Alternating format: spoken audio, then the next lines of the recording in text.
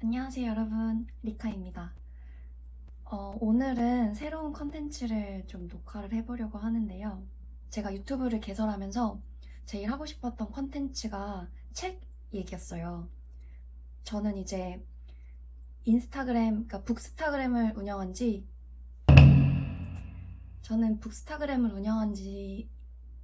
횟수로 4년 차고요. 책 같은 경우는 어릴 때부터 좋아했거든요. 10대 시절, 그러니까 그 미만에도 부모님이 책을 되게 많이 사주셔가지고 항상 집에 좀 책이 많이 있었어요. 그래서 자연스럽게 책 읽는 거에 대한 거부감은 없었는데, 이제 고등학교 졸업하고 20대 때는 워낙 이제 술 좋아하고 친구들이랑 노는 거를 좋아하다 보니까 책에서 조금 멀어지다가 다시 이제 30대에 진입하고 본격적으로 독서가 취미가 된 거는 이제 코로나가 계기였던 것 같아요. 일도 조금 쉬게 되고 하면서 책을 이제 꾸준히 읽다가 그걸 기록도 하게 되고, 책 같은 경우에 읽고 나면 그걸 바로 좀 단시간 내에 기록을 하지 않으면 잘 까먹게 되더라고요. 그래서 북스타그램을 운영하면서 꾸준히 독후감을 쓰고 있고요. 유튜브에 앞으로 올려볼 컨텐츠는 제가 운영하는 독서 모임이 있어요. 한 달에 한 번씩 나가서 모임원 분들이랑 같이 책 이야기를 하고 헤어지는 모임인데, 그 발제문이 저희가 이제 번갈아 가면서 만들거든요. 그걸 그냥 뭔가 우리만 보기에 조금 아쉽다라는 생각이 들어서 이제 그 발제문을 기준으로 저의 생각을, 주관적인 이제 책 이야기를 조금 해보고 싶어서 앞으로 한 달에 한 번 정도 이런 컨텐츠를 조금 올려보려고 하고, 또 제가 하고 싶은 책 이야기가 있다면 언제든지 영상을 찍어보도록 하겠습니다. 자, 그러면 같이 읽어볼 책은요, 비주류 경제학이라는 책인데요. 사실 저는 책을 보통 사서 읽지 않고 도서관에서 빌려 읽어요. 생각해보다가 그래도 이거 나의 책 컨텐츠로 유튜브에 처음 올라가는 건데 빌려 읽는 것보다는 책을 사서 리뷰를 하는 게 뭔가 책을 좋아하는 사람으로서 그게 좀 맞는 것 같다 해가지고 오늘 바로 나가서 교보문고 가서 딱 한 권 남을 책을 집어왔습니다.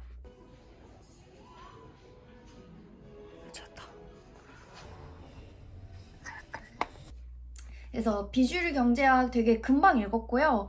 저 같은 경우에는 뭐 2시간도 안 걸렸던 것 같아요. 앉은 자리에서 바로 그냥 읽어냈는데, 요게 저는 이 책을 보고 알았는데, 이재용 님이랑 그 토스에서 운영하는 유튜브에 대한 그런 인터뷰? 그런 것들을 조금 요약해 놓은 책이라고 보시면 되는데요. 최근에 교보문고 갈 때마다 엄청나게 홍보를 잘 많이 하더라고요.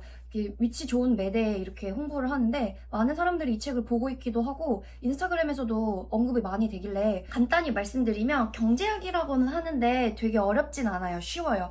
되게 좀 대중성 있게 가독성 좋게 잘 쓴 책이고요. 분야별로 굉장히 이제 세분화가 되어 있는데요. 챕터 1 같은 경우는 이제 컨텐츠, 그 다음에 스타일, 뭐 여가, 음식, 뭐 이런 식으로 현재 좀 트렌드에 관해서 되게 좀 쉽고 재밌게 풀어내서 좀 추천드리고 싶고요. 잘 이제 읽어보시면 뭔가 현재 유행하는 거, 나아가서는 앞으로 어떤 분야가 그래서 더 잘 될까라는 것을 조금 알 수 있을 것 같아요. 같은 경우도 좀 관심이 있어서 찾아본 분야도 있거든요.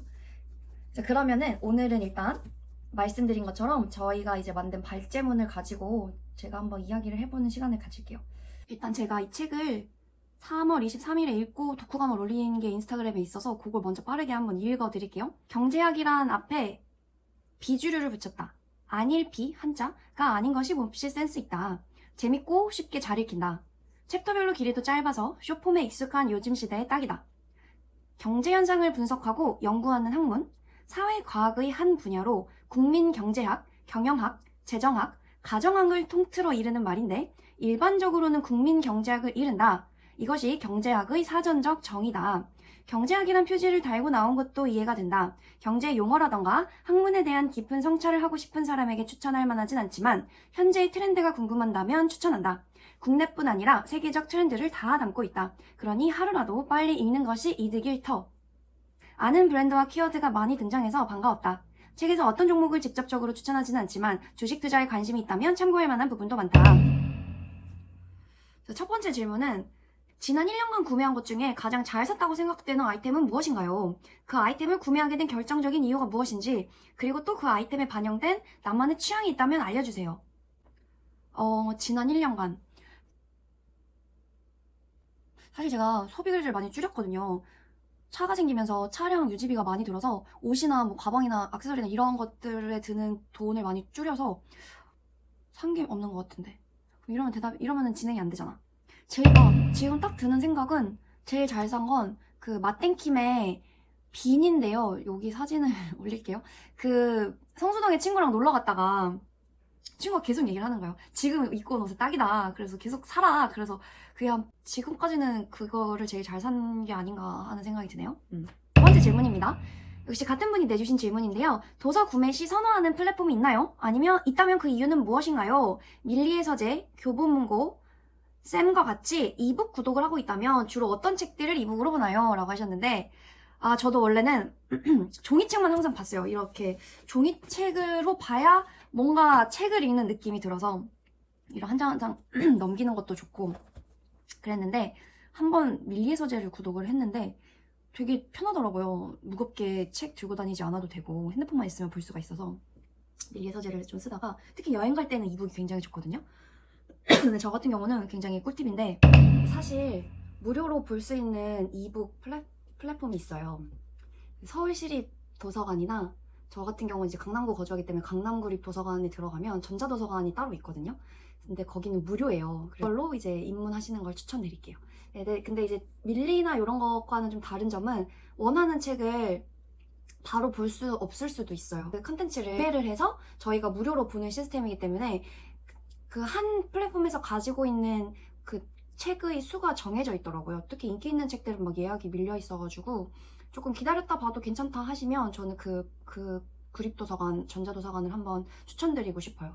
제가 알기로 강남구민이 아니어도 이용할 수 있는 걸로 알아요. 그래서 거기 가입하셔서 한번 보시면 좋을 것 같아요. 뭐 핸드폰이나 아이패드 다 편하게 볼 수 있어서 그거를 추천드립니다. 자, 세 번째 질문입니다. 이 챕터, 자꾸 이런 취향이 관련된 질문이 나오는 이유가 이 책의 지금 첫 번째 챕터가 컨텐츠에 대한 이야기였거든요. 그래서 위에는 이제 책, 출판에 대한 이야기를 물어보신 거고 두 번째가 음악이나 엔터에 대한 이야기를 이제 물어보셨는데 질문은 뭐냐면 어떤 스트리밍 플랫폼을 사용해서 음악을 듣나요? 그 플랫폼을 선택한 이유는 무엇인가요? 음악을 들을 때 아는 노래를 찾아서 듣나요? 아니면 새로운 노래를 찾아서 듣는 타입인가요? 요즘은 유튜브, 팟캐스트, 오디오북 등 음악 외에도 들을 수 있는 컨텐츠가 많습니다. 가장 즐겨 듣는 오디오 컨텐츠는 어떤 것이고 주로 언제 청취하나요? 질문이 굉장히 세부적이네요. 자, 일단 첫 번째 어떤 스트리밍을 이용하냐면 전 애플 뮤직을 듣습니다. 애플 뮤직을 선택한 이유는 유튜브 뮤직도 들어봤는데 그거는 조금 제 좀 취향이 좀 멀었던 것 같아요. 근데 이 애플 뮤직의 가장 큰 장점은 도시별 탑백이 나오거든요. 그래서 내가 한국에 있으면서도 뉴욕이나 런던이나 뭐 남미나 이런 데서 유행하고 있는 지금 음악이 뭔지 전 세계적인 트렌드를 알 수 있어서 사실 제가 가요를 많이 듣지는 않거든요. 유료 결제해서 쓰고 있습니다. 일단 아는 노래를 찾아서 듣나요? 사실은 저랑 같은 세대의 분들은 너무 공감하실 텐데 저는 처음 음악을 이렇게 휴대해서 들은 게 mp3가 처음이었어요. 진짜 옛날로 가면 중학교 때 처음 생긴 mp3가 되게 용량이 작아서 노래가 16개, 좀 음질 안 좋은 건 뭐 17개까지 겨우 들어가는 그런 걸 갖고 다녔는데 그때는 정말 이 17곡을 넣는 게 너무 소중했어요. 진짜 뭘 듣지? 내가 17곡을 넣어서 일주일 동안 혹은 며칠 동안 또 뭐 바쁘면 한 달 넘게 그걸 들을 때도 있으니까요. 소리바다라는 항상 사이트에 들어가서 거기에서 노래를 항상 골라가지고 받았던 그 추억이 갑자기 새록새록해서 요즘 스트리밍 시대 때는 그런 낭만은 없어진 것 같아요. 뭐 어떤 노래를 찾아서 듣고서 뭐 제목도 뭐 가수도 모르고 듣는 노래가 너무 많잖아요. 그냥 그 애플 뮤직의 알고리즘을 굉장히 신뢰하는 편이라서 좋아하는 노래가 있으면 그 스테이션 생성이라는 버튼이 있거든요. 그러면 그 노래랑 비슷한 노래들을 많이 추천을 해주는데 되게 알고리즘이 다양한 것 같진 않아요. 그래서 반복되는 노래들이 종종 많이 나오더라고요. 그래서 운전 중에는 그냥 뭐 얘가 들려주는 노래를 듣기는 하는데 그래도 이제 듣다가 좋은 곡이 있으면 플레이리스트에 다 추가를 해놓고 저는 컨셉별로 이제 카테고리를 분류를 해놓고 두 번째는 시기별로 분류를 해놓거든요. 그래서 뭔가 화가 날 때 뭐 이렇게 듣는 음악, 출근할 때 혹은 퇴근할 때 듣는 음악 아니면 운전하다가 너무 빡칠 때 있죠. 그럴 때 나의 심신을 조금 이렇게 눌러주는 그런 음악 또는 뭐 이렇게 힙합, 뭐 운전하다가 빨리 달리고 있을 때 그런 음악도 좀 듣고 제가 오디오북이나 팟캐스트는 좀 듣지 않아서 오디오북은 영 집중이 안 되더라고요. 누가 책을 읽어주는 자꾸 딴 생각을 좀 하게 돼서 그냥 백그라운드 같아서 저는 책은 좀 글자 하나하나 좀 꼼꼼하게 눈으로 보는 게 아니라 이게 머리를 거쳐서 좀 이해하면서 좀 받아들여야 된다고 생각하는 편이라 오디오북은 잘 듣지 않고 팟캐스트는 가끔 들어볼까는 했는데 막상 꾸준히 유지되진 않는 것 같아요. 그래서 요거 답은 요 정도로 하겠습니다. 자, 이제 세 번째 질문이 끝나고 네 번째부터는 다른 이제 모임원 분이 내주신 문제인데요. 네 번째 질문이 한국이 가장 잘하고 있는 분야 중 하나는 빠른 트렌드 변화 맞춤 마케팅 전략 수립이다. 왜 이런 특징이 생겼다고 생각하는가요? 라고 하셨네요. 그쵸. 이게 제가 일본에 사는 친구랑 이번에 이제 놀러 갔다가 얘기를 했는데 저는 일본, 그러니까 도쿄에 거의 7년, 8년 만에 갔더라고요. 그래서 7, 8년 만에 갔는데 변한 거는 그 딱 하나, 택시. 제가 안 갔던 사이에 도쿄올림픽이 있으면서 택시 모양이 다 동글동글하게 바뀌었다. 그거 말고는 내가 옛날에 막 도쿄 와서 막 기념품 샀던 샵, 옷을 사러 갔던 편집샵 이런 데들이 다 그냥 그대로 있는 거예요. 그래서 저는 그 친구한테 그랬거든요. 일본이 참 이런 거, 잘 안 변하는 거, 뭔가 장인정신처럼 그런 것들이 좀 부럽다라고 얘기를 했는데 그 친구는 이제 한국에서도 10년을 살고 일본에서도 10년 넘게 사는 친구인데 저한테 그러더라고요. 자기는 오히려 그런 면 때문에 한국이 재밌다. 너무 일본은 변화가 없어서 그냥 늘 똑같다 이런 얘기를 하더라고요. 그래서 뭐랄까 좀 이렇게 트렌드에 민감하잖아요. 특히 서울 뭐 성수동이나 뭐 이런 곳은 정말 그런 게 사람들이 좀 저도 약간 그런데 좀 빨리 질게해서 딥하게 꽂혔다가 좀 빨리 실증을 내는 그런 좀 성질을 많이 가지고 있지 않나? 이런 생각이 드네요. 요 얘기는 다른 분들은 어떻게 생각하실지 좀 궁금해지는 얘기입니다. 그 다음에 질문이 만약 한국의 한 분야에만 투자할 수 있다고 한다면 어떤 곳을 선택하시겠습니까? 한국의 딱 한 분야? 어렵네요. 한국의 한 분야. 근데 지금 저는 딱 생각나는 건 그냥 화장품인 것 같아요. 미용.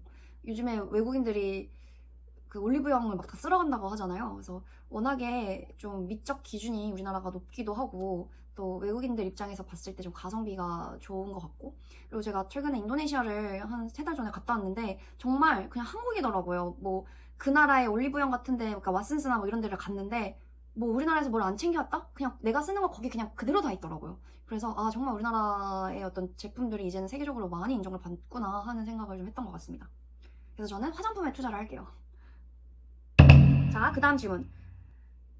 최근 자동차, 가전, 항공 업계에도 수많은 브랜드가 생겼고 유지되고 있어요. 앞으로 화장품처럼 더 많은 브랜드가 파생될 거라고 생각하시나요? 라고 하셨는데 사실 수많은 브랜드가 파생이 될지는 모르겠어요. 생겨도 좀 유지가 되다가 또 더 큰 기업의 M&A가 되거나 할 수 있겠죠. 그런데 소비자 입장에서는 당연히 많은 브랜드가 생겼으면 좋겠다. 그래서 개인적으로 마일리지를 열심히 모으는 사람의 입장에서 그 대한항공과 아시아나의 그 인수합병은 너무나 슬픈 일이지 않나 그런 생각이 드는데 좀 LCC 브랜드들이 조금 더 성장을 빨리 했으면 좋겠다 이런 생각을 합니다.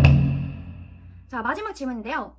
이 질문이 굉장히 전 재밌었는데 자, 빠르게 변화하는 세상 속에서 책에서 알려주는 건 조금 늦은 감이 있을 수 있습니다. 그럼에도 불구하고 트렌드 관련 책들은 어떤 의미를 줄 수 있을까요? 그리고 책 이외에 어떤 방법이 트렌드 파악에 가장 효과적일 수 있다고 생각하나요? 자, 이 얘기를 한 이유는 명확합니다. 왜냐하면 책을 쓰는 시점과 이 책이 기획이 되고 출판이 돼서 나오는 시점에는 어쨌든 시간이 걸릴 수밖에 없잖아요. 그래서 이 질문을 하신 것 같은데 저도 처음에는 그런 생각을 했어요. 뭐 주식 투자라던가 뭐 블로그 하는 뭐 유튜브 하는 법 이런 거를 결국은 내가 책을 사서 보는 시점은 한 템포 늦은 게 아닌가 이런 생각을 항상 좀 저도 책을 좋아하지만 그런 생각을 많이 했었거든요.